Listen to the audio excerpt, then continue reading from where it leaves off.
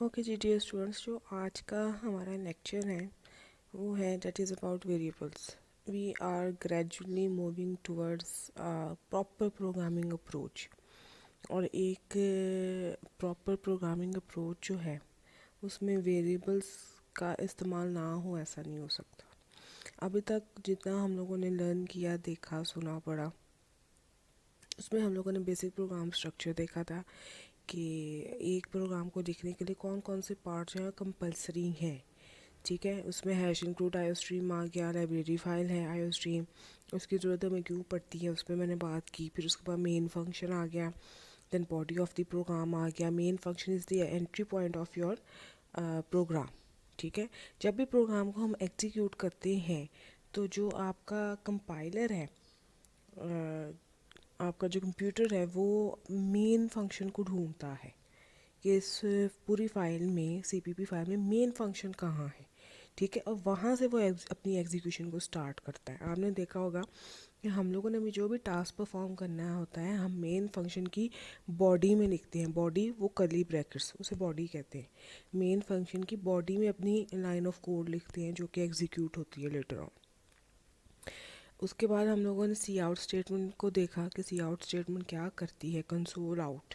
ठीक है, उसको सिंटैक्स को देखा, डबल एंगल ब्रैकेट्स आती हैं। फिर हम लोगों ने जो भी स्क्रीन पे प्रिंट करना होता है उसको हम कोटेशन मार्क्स में लिखते हैं जिस तरह भी हम लिखना चाहें।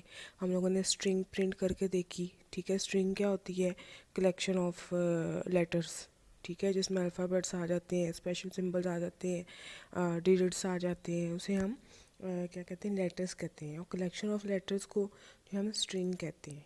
सो using C out statement we learn how to display a string on the screen. ठीक है, मैसेजेस प्रिंट करके देखे, जैसे अपना नाम, यूनिवर्सिटी का नाम, सो ऑन। उसके अलावा लास्ट लेक्चर में हम लोगों ने कुछ स्टेरिक्स की वो ट्रायंगल टाइप मैंने आउटपुट के तौर पे दी थी, नंबर्स की ट्रायंगल दी थी। उसको आप लोगों ने प्रिंट करना था, देखना था कि इसको हम कैसे कर सकते हैं, फॉर्मेटिंग कैसे कर सकते हैं, बैक स्लैश एन का क्या यूज़ है, और क्या कहते हैं बैक स्लैश टी का क्या यूज़ है, ये हम लोगों ने देखा। अब हम एक प्रॉपर प्रोग्रामिंग अप्रोच की तरफ मूव करें जिसमें वेरिएबल्स का इस्तेमाल जो है वो नागुज़ीर। अभी हम वेरिएबल का टॉपिक स्टार्ट करेंगे, उसके बाद देखेंगे हर प्रोग्राम में हमें वेरिएबल्स की ज़रूरत पड़ेगी। वेरिएबल्स होते क्या हैं? वेरिएबल्स बिल्कुल वैसे जैसे मैथ्स में अलजेब्रा के वेरिएबल्स होते हैं, ठीक है, उसी तरह यहाँ पे वेरिएबल्स होते हैं। हम क्या करते हैं जी, फॉर एग्जांपल कोई इक्वेशन हमने लिखी है, हमने कहा जी z is equal to x plus y. z is equal to x plus y, algebra की बात करें, और हम x और y की वैल्यूज़ हमारे पास मौजूद हैं। हम x और y की वैल्यूज़ पुट करते हैं और z की वैल्यू निकाल लेते हैं। ठीक है, इसी तरह यहाँ पे वेरिएबल्स काम करते हैं। Mathematical operations, mostly mathematical operations इस्तेमाल करने के लिए हम वेरिएबल्स को अपने प्रोग्राम में क्रिएट करते हैं। ठीक, अब with respect to programming, variables होते क्या हैं आपके सामने लिखा हुआ है। वेरिएबल्स जो हैं, मैं अपनी ज़ुबान में आपको एक्सप्लेन कर रही हूँ। ठीक है, आप लोगों ने, ये आपके सामने बुक शो हो रही है, बुक का पेज नंबर है 54, उस पर वेरिएबल्स के बारे में काफ़ी लिखा हुआ है, आप लोगों ने इसको भी देखना है। वेरिएबल्स क्या होते हैं, मैंने जैसे पहले बताया कि variables are used to store values, some values. Values किस तरह की हो सकती हैं? नंबर्स फॉर्म में हो सकती हैं, अल्फ़ाबेट्स की फॉर्म में हो सकती हैं, कोई स्पेशल करैक्टर है जैसे डैशेस वगैरह, हैश साइन और हाइफन वगैरह, ये सारा कुछ इस फॉर्म में भी हो सकती हैं। यही होता है ना टेक्स्ट और डेटा। अब वेरिएबल्स इस्तेमाल होते हैं वैल्यूज़ को स्टोर करने के लिए। अब जब स्टोरेज की बात आती है तो वो स्टोरेज कहाँ पे मिलता है कंप्यूटर में? कंप्यूटर में वेरिएबल्स जो है वो क्रिएट होते हैं आपकी मेन मेमोरी में, यानी कि रैम में। रैम रैम बेसिकली है क्या? RAM is a volatile memory. ठीक है, जो कि कंप्यूटर अपने इस्तेमाल के लिए, उसको अपने यूज़ के लिए जो है, अपने क्या कहना चाहिए, उसके उस पर वर्किंग करता है। ठीक है, मतलब कंप्यूटर ने जिस भी डेटे पे काम करना है वो ज़रूरी है कि रैम में मौजूद हो। अब अगर आपने कोई वीडियो भी प्ले करनी है, जब आप वीडियो पे डबल क्लिक करते हैं, वो वीडियो आपकी रैम में जाके लोड होती है और फिर कंप्यूटर उसको वहाँ पे रन करता है, जो कि हमें शो होती है।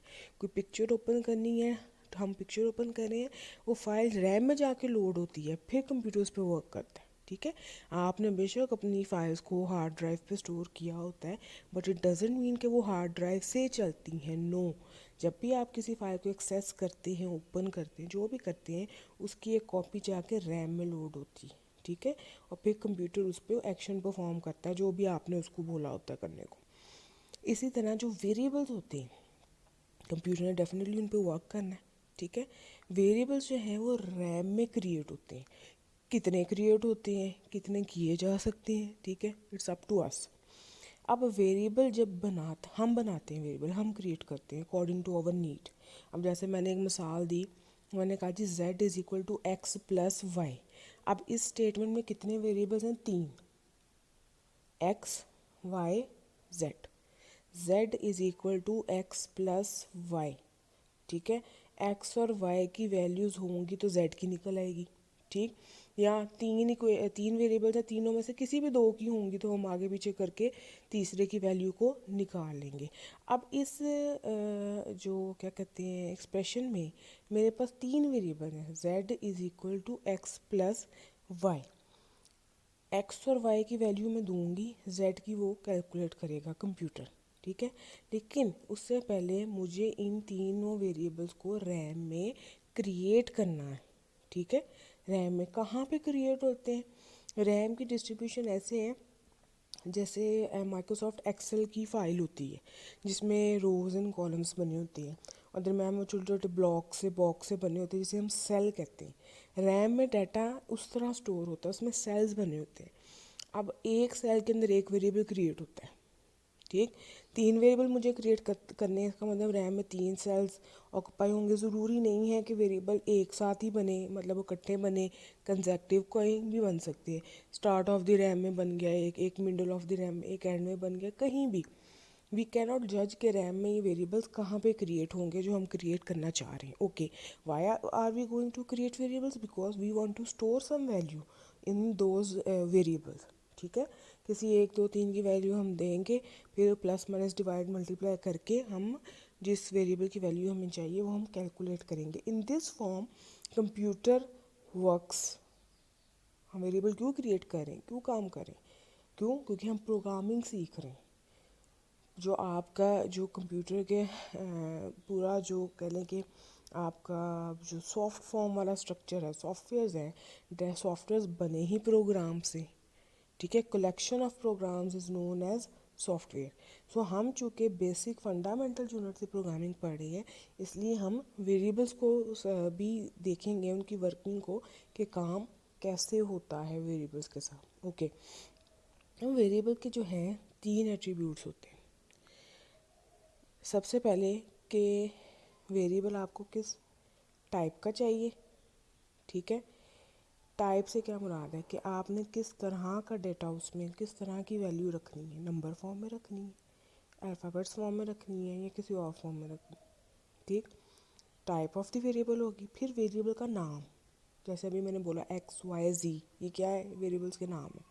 ठीक है, वेरिएबल्स के नाम रखने के भी कुछ रूल्स हैं। ठीक, वो हम आगे देखेंगे। Okay, and then third thing is this, variable में वैल्यू आप क्या रखना चाह रहे हैं वो आप रखेंगे, कोई भी रख दें। ठीक, and fourth thing is the, वो हम उससे डायरेक्टली लिंक नहीं है, वो है रैम के अंदर वेरिएबल की लोकेशन, कि रैम में वेरिएबल कहाँ पे क्रिएट हुआ है, किस सेल में क्रिएट हुआ है। ठीक है, वो हम खुद से तो बॉदर नहीं करते कि हाँ कहाँ क्रिएट हुआ है, बट वी कैन चेक या वी कैन फाइंड कि वेरिएबल का रैम में एड्रेस क्या है, किस सेल नंबर पे ये वेरिएबल जो है वो क्रिएट हुआ है। ठीक है जी, अभी तक थोड़ा सा मैंने आपको ओवरव्यू दिया है कि what are variables.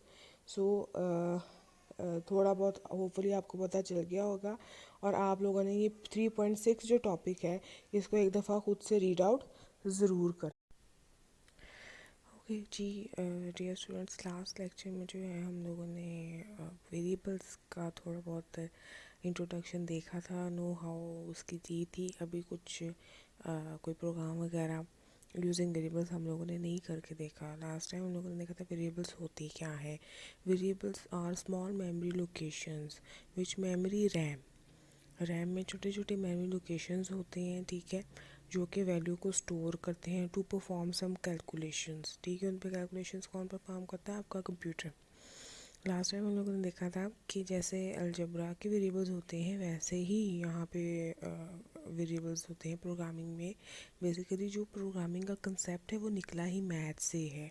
Jin rules को यूज़ करते हुए आपका कंप्यूटर वर्क करता है, आपका सीपीयू प्रोसेसिंग करता है, बेसिकली वो सारे मैथमेटिकल रूल्स ही हैं। जैसे हम लोगों ने देखा था कि जी बाइनरी में कन्वर्जन होती है तो वही इंस्ट्रक्शन कंप्यूटर को समझ में आती है और वो एग्जीक्यूशन करता है। इसी तरह वेरिएबल्स जो हैं वो वैल्यूज़ को रखने के काम आते हैं जिन पे कंप्यूटर ने कोई ना कोई ऑपरेशन परफॉर्म करना होता है। लास्ट टाइम हम लोगों ने देखा था कि एक वेरिएबल की एट्रीब्यूट्स क्या क्या होते हैं, उसकी टाइप, वेरिएबल की टाइप वो बताती है कि हमने इसमें किस तरह का डेटा रखना है, किस तरह की वैल्यू स्टोर करनी है। न्यूमेरिक वैल्यू स्टोर करनी है, अल्फ़ाबेट करनी है, दोनों का मिक्सचर करनी है, कोई सिंगल लेटर स्टोर करना है, पॉइंट वाली वैल्यू स्टोर करनी है या whole numbers.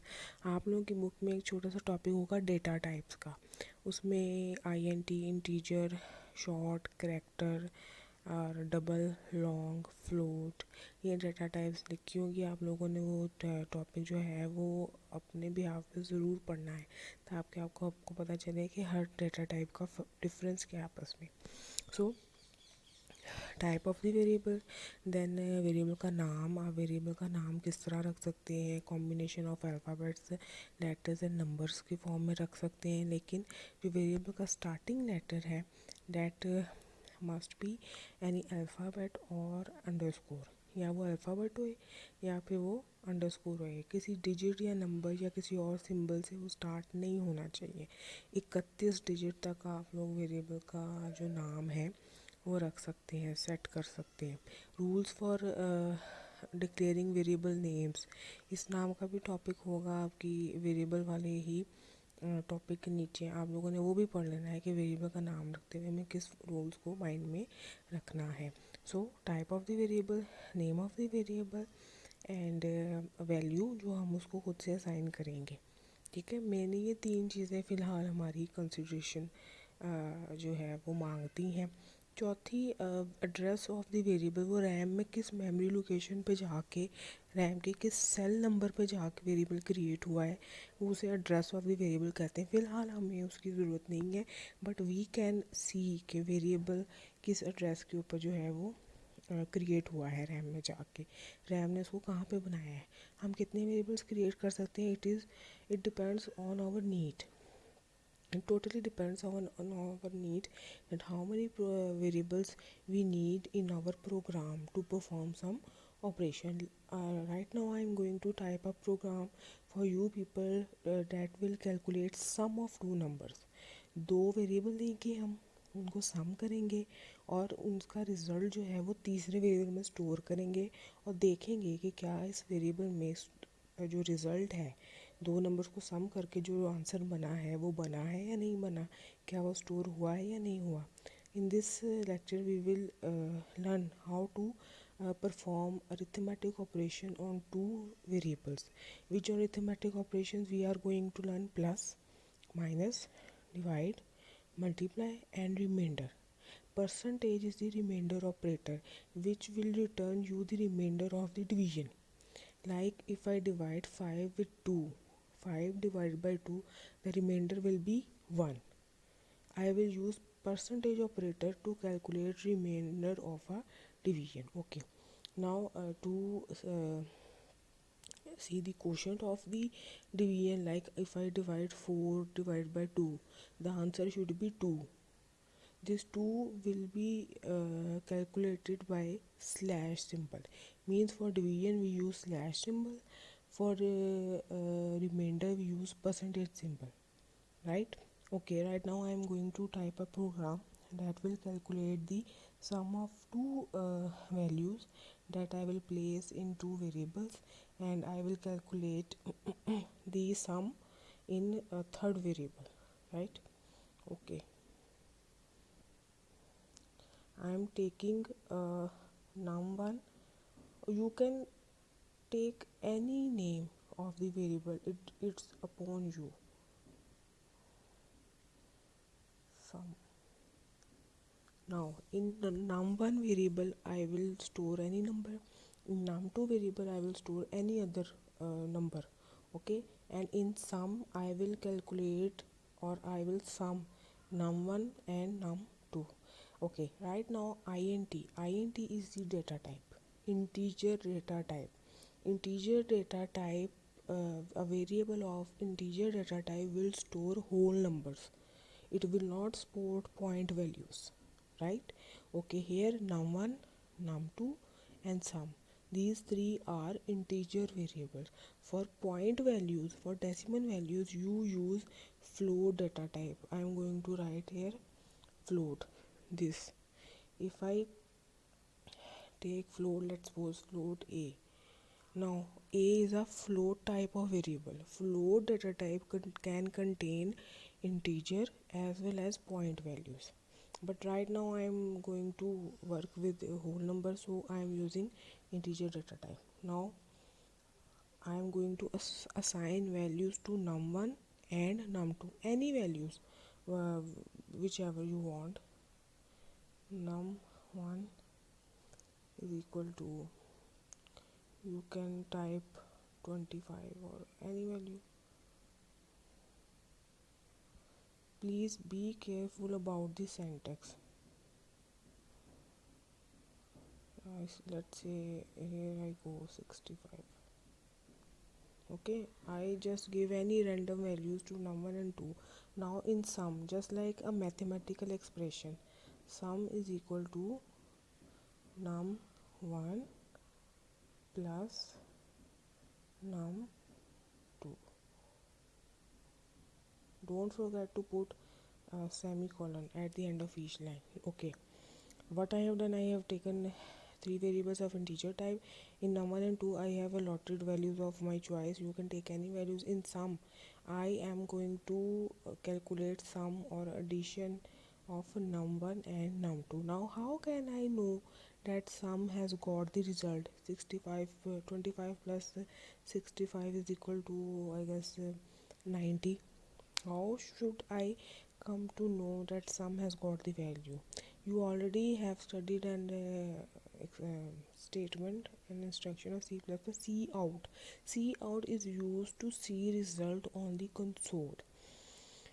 Till now we have used cout statement to show string or text on the screen. Now I am going to use cout statement to display value of a variable. Means I want to know what is the value of sum. So right now I am going to use cout.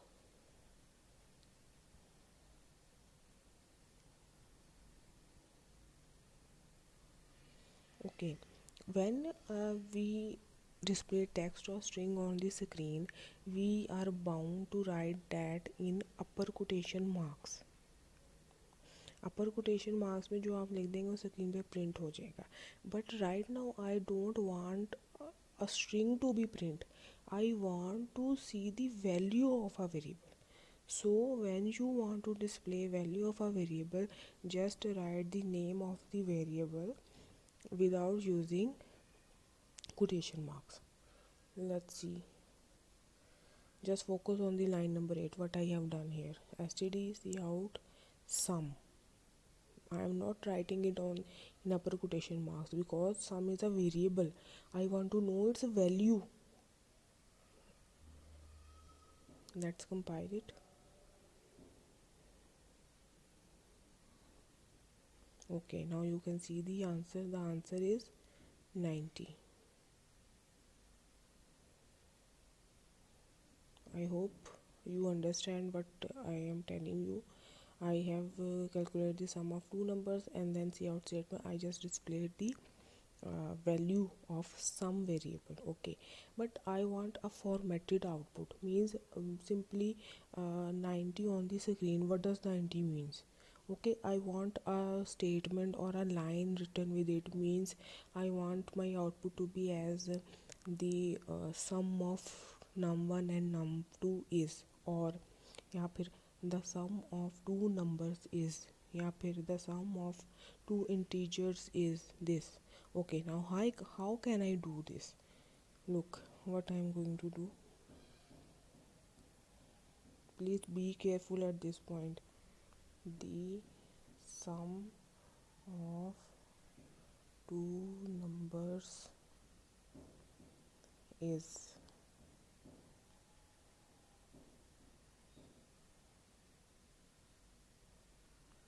okay, quotation marks close.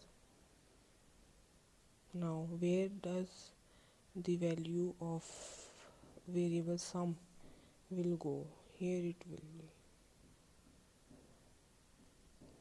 Just concentrate.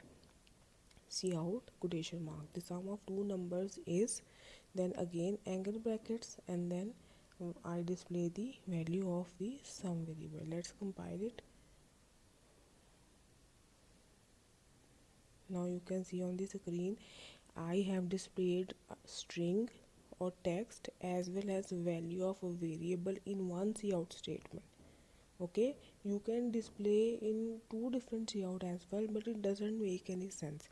एक ही cout statement में मैंने text भी देखे यहाँ पे, ये the sum of two numbers quotation marks में लगा के text पे प्रिंट कर दिया, then double angle brackets then sum. अगर आपको इसके आगे भी कोई स्ट्रिंग प्रिंट करनी है, अगेन डबल एंगल ब्रैकेट्स लगा के स्ट्रिंग प्रिंट करा दें, या एक और वेरिएबल की वैल्यू प्रिंट करानी है, अगेन डबल एंगल ब्रैकेट्स लगा के किसी और वेरिएबल का नाम लिख दें, उसकी वैल्यू प्रिंट हो जाएगी. ओके, एक और वे से प्रिंट करके देखते हैं. मैं चाहती हूँ आउटपुट कुछ इस तरह आए कि जी 90 is the sum of two numbers. Okay, 90. So the value of the variable should come first. Here it is. Sum means 90. 90 is the sum of two numbers.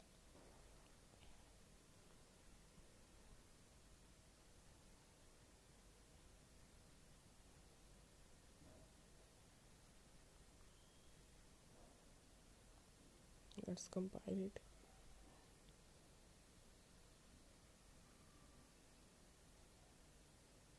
Here it is. 90 is the sum of two numbers. In this way you can manipulate your output using the out statement. Okay, I hope you have understand and how I calculated the sum of two numbers. In the same way you can calculate the sum of three numbers, four numbers, five numbers, up to you. And now what I want you people to do, I want you people to calculate the difference of two numbers means subtraction, multiplication of two numbers mean product, and division of two numbers, and calculate a remainder of two numbers in single program. Means in this same program I want let's take three or four variables more as I have taken for sum के लिए जैसे मैंने लिया, आप S U B subtract के लिए ले लें, प्रो ले लें प्रोडक्ट के लिए, डिव ले लें डिवीजन के लिए, आर ई एम ले लें रिमाइंडर के लिए. और इसी प्रोग्राम में आप बाकी चारों पांचों को भी कैलकुलेट करें और सी आउट यूज़ करते हुए एक ही प्रोग्राम में सारे रिजल्ट्स को डिस्प्ले करें. एक और चीज़, the value of num1 and num2 will not change whether you people use it in one program for 100 times. आप num1 num2 की वैल्यूज़ को चाहे 100 दफ़ा इस प्रोग्राम में इस्तेमाल कर लें, ये चेंज नहीं होगी. If you say that you have used it in sum is equal to num1 num2 statement, now the value have removed from the RAM. No, the value still exists, num1 num2. You can do sub sub variable is equal to num1 minus num2. ठीक है, no problem. In the same way you can calculate product division and remainder. The value of num1 num2 will remain unchanged. num1 और num2 की value जब तक हम खुद से नहीं ना इस प्रोग्राम में दोबारा बदलेंगे वो नहीं बदली जाएगी, वो अपनी जगह पे फिक्स्ड है, वो रैम में पड़ी हुई है 25 और 65. आप जितनी दफ़ा मर्ज़ी चाहें इसको इस्तेमाल कर सकते हैं प्रोग्राम में. आई होप आप लोगों को समझ लगी होगी. मेरे इस लेक्चर को प्लीज़ क्लीनली सुनिएगा, और if you have any question तो जो अपकमिंग हमारा जूम सेशन होगा उसमें आप लोग मुझसे पूछें। ठीक है जी, थैंक यू। को 2 शॉर्ट फाइल्स उनकी सेंड की थी और मैंने सीआर को बोला था कि स्टूडेंट्स को कहें कि प्लीज केयरफुली सुने और जो कभी प्रैक्टिस मैंने बोली है वो करके देखें। तो अगर आप लोगों का कोई क्वेश्चन है उसके बारे में तो आप मेरे से पूछें।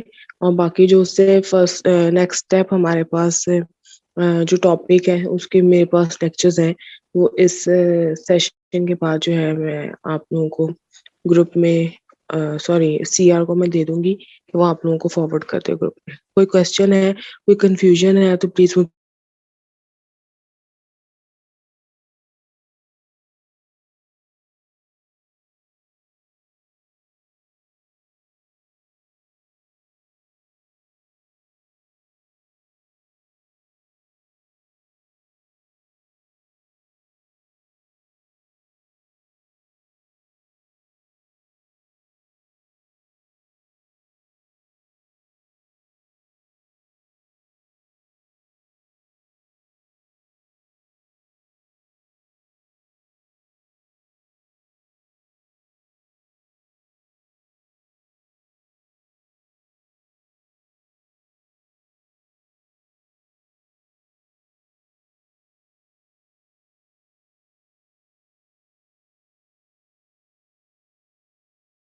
बच्ची अभी बात करी थी, मेरी तरफ नेट का इशू आ गया, मैं सुन नहीं सकी।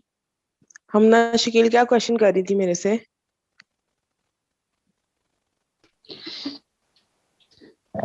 अस्सलाम वालेकुम वालेकुम सलाम। मैम जी, मैं ये कह रही थी कि मैं प्रोग्राम जब लिखती हूँ ना सीपीपी के पे मोबाइल में, तो एक दो वर्ड्स टाइप करती हूँ, तो उसके बाद वो एक बॉक्स शो करने लग जाता है। बॉक्स पे लिखा आता है source code tiny keyboard for a source code editing with a built in tiny keyboard. उसके नीचे 3 ऑप्शन आने लग जाते हैं, इन्फो, परचेज और लेटर। तो अगर लेटर पे आपने क्लिक कौन करूं, सा वर्जन किया हुआ है? वो जिसपे 2 कर्ली जी ब्रैकेट्स बनी हुई है मल्टी हाँ कलर की, जी, उसको डाउनलोड करना जी है। जी जी मैम, वही किया हुआ है। पहले हो जाता था, अब नहीं हो रहा। तो आप उसको मैम वो, अनइंस्टॉल करके दोबारा इंस्टॉल कर लो। जी मैम, मैंने इतनी बार किया है, फिर वैसे ही हो रहा है। तो कोई और टूल डाउनलोड कर लो डेफ सी की प्रोग्रामिंग के लिए, जरूरी नहीं ये यूज करना, और भी बहुत सारे हैं। ओके, वो कर आप लूं लिखोगे ना, हाँ कोई और कर लो, वो प्ले कर स्टोर लूं पर जाके देखो डेफ सी प्लस प्लस, वो डेफ यही स्पेस कर लूं। देके सी हाँ, प्लस प्लस, ओके, मल्टीपल ये कर आपके ले। पास वो रिजल्ट्स आएंगे, उसमें रेटिंग देखा करो किसकी अच्छी है, कोई 4.5 4.4 जिसकी अच्छी है ओके उसको डाउनलोड कर लो। ओके ओके ओके मैम, नहीं तो मैं टू सिस्टम वीक से पे कर रही लैपटॉप पे करके देखो, वो बेस्ट है। यही हूँ। ओके, सारा कुछ ही लैपटॉप है पे कर, लैपटॉप पे भी करना। जी जी यही है। जरूरी नहीं है आप लोगों ने मोबाइल पे प्रैक्टिस करनी है। मैं तो एज एन ऑप्शन जो है मोबाइल, क्योंकि स्टार्ट में ही मैंने पूछा था किन के पास लैपटॉप्स है, कौन ज्यादा मोबाइल यूज कर रहे हैं, कौन लैपटॉप यूज कर रहे हैं, तो ये दोनों ऑप्शन है आपके पास, या मोबाइल पे करके देख लो या साथ लैपटॉप रख लो उस पे परफॉर्म जी करके देख लो। मोबाइल, मोबाइल पे ज्यादा इजी है ना, पर मेरा नहीं हो रहा, मोबाइल पे वर्क नहीं हो तो रहा। कोई बात नहीं, आप इजीनेस को इतना ना देखो, वही प्रैक्टिस है। आप साथ लैपटॉप रख के उस पे कर लो, या कोई और एप्लीकेशन डाउनलोड करके अपने ऑन पे सर्च करके जो है उस पे काम कर लो। मैम अच्छा, मतलब जिस मर्जी एप्लीकेशन पे हो जाएगा ये हाँ सीपीपी जी, का वर्क? डेफ जो डेफ सी ओके प्लस प्लस को सपोर्ट कर रही है एप्लीकेशन, उस पे ये काम करेगा। ओके, ठीक है, थैंक्स। वलीद बिन खालिद, आपने कुछ पूछना है बच्चे?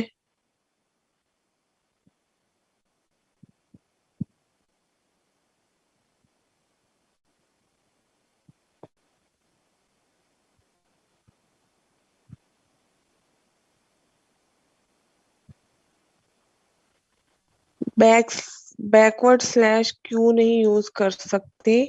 मिसिंग टर्मिनेटर या करेक्टर मिसिंग का रहता है अच्छा जी, अगर आप सी आउट में बैक स्लैश यूज करते हो तो वो बेसिकली ना, उस पे अगर आप बैक स्लैश को प्रिंट करना चाहते हो तो उस पे वो हो सकता है एरर दे, क्योंकि बैक स्लैश को वो समझता है कि जैसे बैक स्लैश के बाद एन आना है, जो नेक्स्ट लाइन के लिए हम इस्तेमाल करते हैं, या बैक स्लैश के बाद टी आना है, ठीक है, या इस तरह आपकी बुक में टॉपिक है स्केप सीक्वेंसेस का, उसमें भी दो तीन चार और भी है, तो वो एक्सपेक्ट करता है कि बैक स्लैश जो है उसके बाद शायद कोई लेटर आना है, जो कि ये लोग नहीं, जो प्रोग्रामर है वो नहीं टाइप कर रहा, उस पे एरर आ जाता है, ठीक है।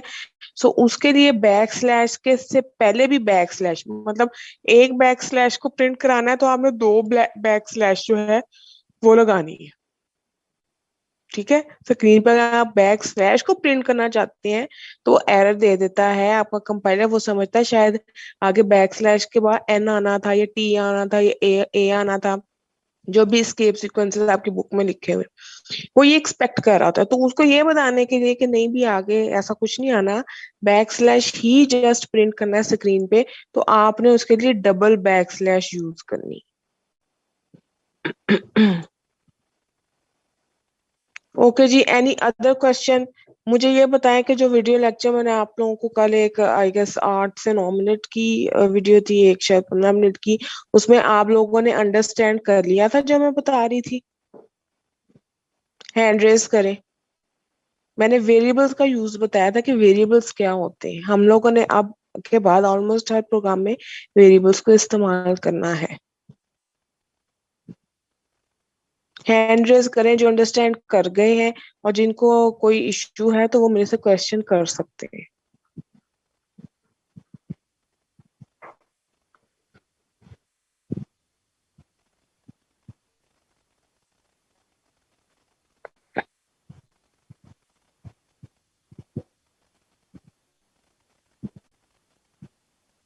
जी हाँ जी, अगर आप लोगों ने एक ही सी आउट में मल्टीपल वेरिएबल्स को डिस्प्ले कराना है तो हर वेरिएबल को डबल एंगल ब्रैकेट्स के साथ सेपरेट करना है। जैसे आप कहना चाहते हैं जी कि ए बी सी वेरिएबल्स हैं, तीन वेरिएबल्स हैं ए बी सी, तीनों को प्रिंट कराना है, या तीनों के लिए अलग अलग सी आउट स्टेटमेंट निकले, ठीक है। या फिर एक ही सी आउट में कैसे लिखेंगे, C out double angle brackets A, double angle brackets B, double angle bracket C, इस तरह इनकी वैल्यूज जो है वो स्क्रीन पे शो होगी अगर एक सी आउट में ही डिस्प्ले कराना है।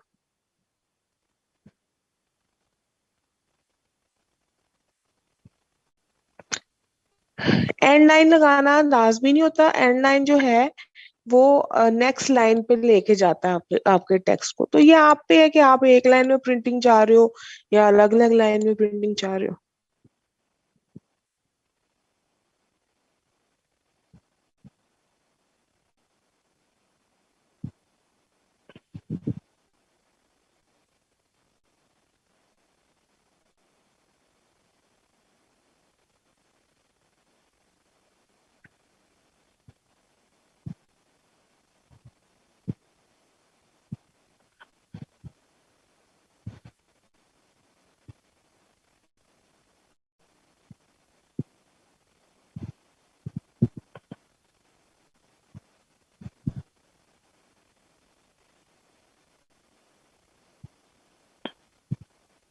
कोई क्वेश्चन है रिगार्डिंग वेरिएबल तो पूछ सकते हैं। बुक में वेरिएबल का टॉपिक जो मैं पेज जिससे पढ़ा रही थी वो आप लोगों ने जरूर पढ़ना है। वेरिएबल डेक्लेरेशन क्या होती है, वेरिएबल इनिशियलाइजेशन क्या होती है, दो चीजें हैं। वेरिएबल क्रिएट करने को वेरिएबल डेक्लेरेशन कहते हैं। जैसे मैंने बोला जी integer a comma B comma सी या जो भी, ये वेरिएबल जो क्रिएशन है, वेरिएबल डेक्लेरेशन एक चीज है। जब हम वेरिएबल को पहली वैल्यू असाइन करते हैं, जैसे मैं कह रही हूँ जी ए इज इक्वल टू 10, ये है वेरिएबल इनिशियलाइजेशन, कि वेरिएबल को वैल्यू दे दी गई है। वेरिएबल डेक्लेरेशन मीन वेरिएबल को क्रिएट करना और वेरिएबल को पहली वैल्यू असाइन करना, दैट इज वेरिएबल इनिशियलाइजेशन।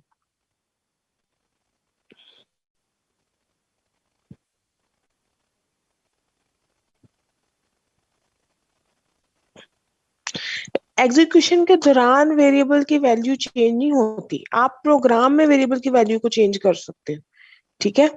और नेम, वेरिएबल का नेम कैसे चेंज कर सकते हैं? वेरिएबल का नेम चेंज करने से आपको क्या मिलेगा? आपको कोई और नेम चाहिए, आप एक और वेरिएबल क्रिएट कर लो, वेरिएबल का नेम नहीं चेंज होता।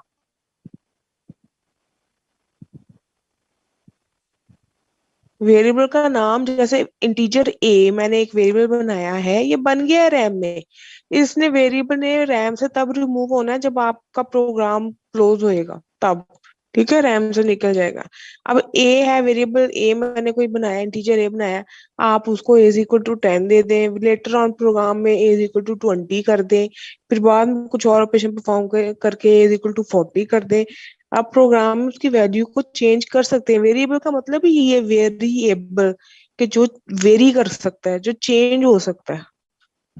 वेरिएबल के कंट्रास्ट में एक और टर्म होती है, उसे कहते हैं कांस्टेंट।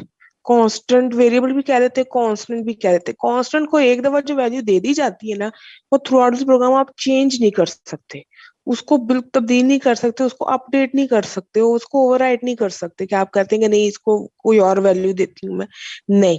वो आपको एरर दे देगा जी ये जिसको आप वैल्यू को चेंज करें ये कांस्टेंट है, आप इसको चेंज नहीं कर सकते। वेरिएबल की हो सकती है।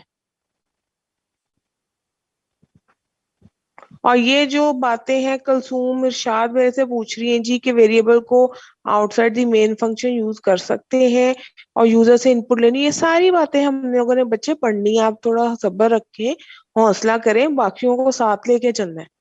अगर आपने कोई थोड़ा बहुत नो हाउ आपको ऑलरेडी ज्यादा है या पहले पढ़ा हुआ है, तो इट डजेंट मीन कि टीचर ने वो नहीं पढ़ाना, टीचर ने सब स्टूडेंट्स को साथ लेके चलना होता है, राइट। और अगर इतनी वो थोड़ी क्यूरोसिटी हो रही है, तो आप अपने तौर पे गूगल करके बहुत कुछ दे सकते हो। मैं इन सारी बातों का जवाब दे सकती हूँ, लेकिन फिलहाल मैं नहीं दूंगी क्योंकि it will create confusion.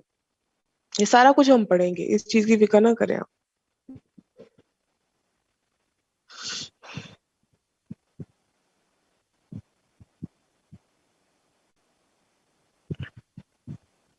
Any other question जी? जो पढ़ाया जा रहा होता है, जिस टॉपिक से रिलेटेड कोई वीडियो लेक्चर आपको दिया जाता होता है, उससे स्टिक रहा करें, उसके स्कोप से बाहर ना जाया करें, ठीक है। हम लोगों आप लोगों को इतनी मोटी बुक है ये सी प्लस प्लस की, इसमें जितने टॉपिक्स हैं हम लोगों ने ग्रेजुअली सारे पढ़ने हैं, और मैंने एक ही गो में आपको चार चार पांच पांच टॉपिक कवर करवा देना, आप लोगों को पता भी नहीं चलना। ये भी मैं बता दूं, मैं वर्ड बाय वर्ड पढ़ाने वाली टीचर नहीं हूँ, ठीक है। मेरे पास बुक ना भी हो तो मैं आपको पूरी सी प्लस प्लस करा सकती हूँ, कोई इश्यू नहीं। ओके जी, कोई क्वेश्चन नहीं है तो फिर हम ये सेशन एंड कर देते हैं, और मैं आपको नेक्स्ट वीडियो जो है वो आपके ग्रुप में अपलोड कर देती हूँ, उसको देखे और उससे रिलेटेड प्लीज प्रैक्टिस जरूर करें। Practice is the key to success in programming. Practice नहीं करेंगे तो आपको प्रोग्राम नहीं आएंगे। जो बुक में प्रोग्राम्स है ना, उसमें शायद आपने देखा उसमें कुछ चेंज वे में उसको लिखा गया, वो एक्चुअली पुराने वर्जन्स के मुताबिक लिखा गया है। तो आप लोगों को जो प्रोग्राम का स्ट्रक्चर मैंने बोला है कि ये लिखना है, आप लोगों ने वही लिखना है, ठीक है। फिर उसके अंदर मेन फंक्शन के अंदर लाइंस लिखें जो बुक में लिखी है। एक उसके अंदर फंक्शन इस्तेमाल किया हुआ CLR SCR का, क्लियर स्क्रीन का। वो क्या करता है, पहले ये होता था कि जब आप प्रोग्राम को रन करते थे स्क्रीन पे आउटपुट आती थी, ओके, जब आप दोबारा रन करते थे तो पिछली आउटपुट भी स्क्रीन पे मौजूद होती थी, ठीक है। अब क्या होता है कि जो पिछली आउटपुट है, जो प्रीवियसली हम लोग रन करके देखा होता है, वो उसको ऑटोमेटिकली रेज कर देता है और नई आउटपुट स्क्रीन पे देता है। तो पहले ये नहीं होता था, इसलिए क्लियर स्क्रीन का फंक्शन इस्तेमाल करते थे कि इस प्रोग्राम को चलाने से पहले, एग्जीक्यूट करने से पहले स्क्रीन को क्लियर कर लिया जाए, जो कंसोल है आपकी जिस पर आउटपुट मिलती है। इसलिए वो CLR SCR का फंक्शन इस्तेमाल होता है, जो कि आप लोगों ने नहीं करना। ओके जी, कोई क्वेश्चन है तो प्लीज कर लें। C plus plus language use किस लिए होती है? C plus plus language hardware को कंट्रोल करने के लिए भी इस्तेमाल होती है, सॉफ्टवेयर बनाने के लिए भी इस्तेमाल होती है।